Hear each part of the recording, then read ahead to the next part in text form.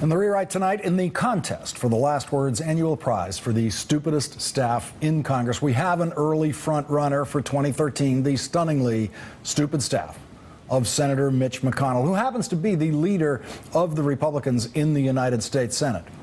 Here's a letter that Mitch McConnell's staff wrote to Elizabeth King, the Assistant Secretary of Defense for Legislative Affairs. Dear Ms. King, I am writing on behalf of a constituent who has contacted me regarding Guantanamo Bay prisoners receiving post-9/11 GI Bill benefits.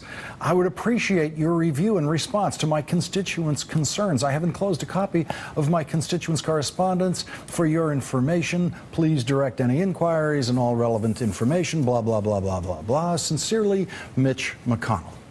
Now, I'm going to give Mitch McConnell the benefit of the doubt on the authorship of this letter. This is the kind of letter the staff writes all the time, and the senator never sees. His signature is auto-penned on stuff like this. All indications are that the letter was actually written by a young McConnell staffer. The name and initials that appear in the letter are those of a staffer who graduated from college just last year. I have never known someone that junior on a Senate staff to write such a letter without some supervision from more senior staff. The letter is actually asking an Assistant Secretary of Defense if Guantanamo Bay al-Qaeda detainees are getting not just veterans benefits like my father did, but the enhanced veterans benefits of the post-9/11 GI Bill. You got that? Mitch McConnell's staff is wondering if the Obama administration is giving veterans benefits to the people the Obama administration believes would like to blow up America. Think about how breathtakingly stupid you have to be to even form that question. The question did not originate in Mitch McConnell's office. The question came from an inquiring citizen who wrote to McConnell saying, I read an article on the Duffel Blog website, Guantanamo prisoners to receive GI Bill benefits, that concerned me immensely. Below is the opening portion of that article. Guantanamo Bay, Cuba, in a controversial move praised by the international community as a promotion of human rights, the Department of Defense has begun allowing prisoners at Guantanamo Bay to seek post-9/11 GI Bill benefits.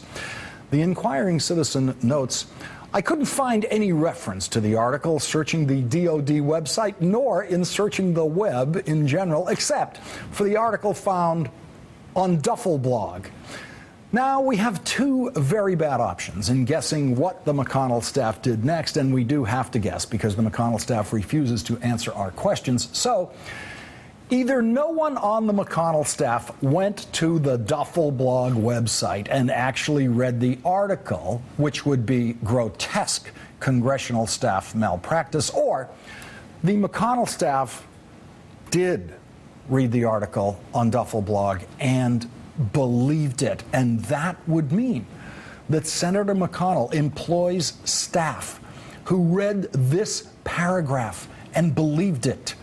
DoD spokesman Wesley Manheim said it was a matter of fairness. The DoD has been doing everything it can to prevent torture from being used against detainees at Gitmo. By allowing the detainees to use the Department of Veterans Affairs, we hope to completely crush their souls with bureaucracy, which, to be noted, is completely different from torture. I mean, hell, the VA does that to our veterans on a daily basis. Senator McConnell's staff had to believe that a Department of Defense spokesman said that the Department of Veterans Affairs crushes the souls of veterans with bureaucracy. Now, many people in the Defense Department know that that's true, that it is a crushing bureaucracy at Veterans Affairs, but they can never say that publicly. The McConnell staff would also have to believe, as the article reports, the head of the Department of Veterans Affairs plans to award the Tan Beret of the Army Rangers to all Gitmo detainees. When asked the purpose of this, he said, if they're going to represent the Army in the classroom, I want them to look sharp while doing it. And if the McConnell staff read the article on the Duffel Blog, which by now you all know is a humor website for veterans, sort of the Onion of the military, if the McConnell staff actually read that article, they would have read this quote from a Gitmo prisoner. This is bullshit. cried prisoner SA 15212. I filled out all of the forms like they said and mailed them to my regional office in Spokane, Washington. I was enrolled in school and they said it was fine if I didn't pay up front. Now I've just been dropped from all my classes because my claim hasn't been processed yet and the school hasn't been paid. I'd rather be force-fed pork and be sprayed with a fire hose than wait for the VA to process my claim. That article on a well-known military humor website actually provoked Mitch McConnell's staff to send a letter to the Department of Defense asking if the story is true. Thanks to Wired magazine for uncovering the McConnell breathtakingly stupid correspondence with the Defense Department, we now have a strong frontrunner for stupidest congressional staff of 2013. When we asked McConnell's staff today to confirm who wrote the letter and did Senator McConnell know the letter existed before it was sent, and has anyone been fired for being so manifestly incompetent for writing such a letter, the cowering in fear McConnell staff offered no answers to those questions, which simply widens the web of blame to possibly all of them. Think about how stupid you have to be to think the American government is going to actually provide veterans benefits for Gitmo prisoners. You have to think that the American government is a hopelessly stupid operation, unworthy of being funded by taxpayer dollars and completely worthy of all the hatred aimed at it by right-wing Tea Party fanatics, some of whom apparently work now in Mitch McConnell's Washington office. Can you write that letter to the Defense Department without hating the federal government? Can you suspect what that letter suggests without hating the federal government? I would hate the federal government if they were paying veterans benefits to al-Qaeda members detained at Guantanamo Bay. The joke article about that obviously played into a pre-existing condition in McConnell's office: hatred of the government.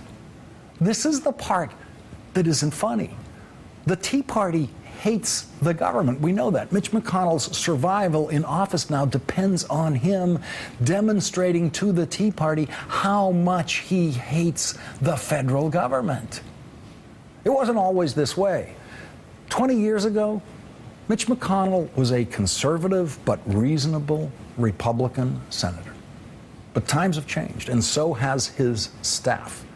The McConnell staff used to take seriously their oath of office, which is the same oath that senators take. It's the same oath spiritually that the president takes, but it's a little longer. I will support and defend the Constitution of the United States against all enemies, foreign and domestic. I will bear true faith and allegiance to the same. 20 years ago, someone on Mitch McConnell's staff writing this letter would be fired. No question about it. No senator would have continued to waste taxpayer dollars on the salary of anyone capable of being duped this way. But now, there's apparently no such thing as a firing offense for Mitch McConnell's Senate staff. And so as Mitch McConnell continues to push for Medicare cuts and cuts in education spending and cuts in all sorts of valuable investments in our society that the government supports, the very last place that Mitch McConnell will look to save the taxpayers any money is his own stunningly incompetent staff.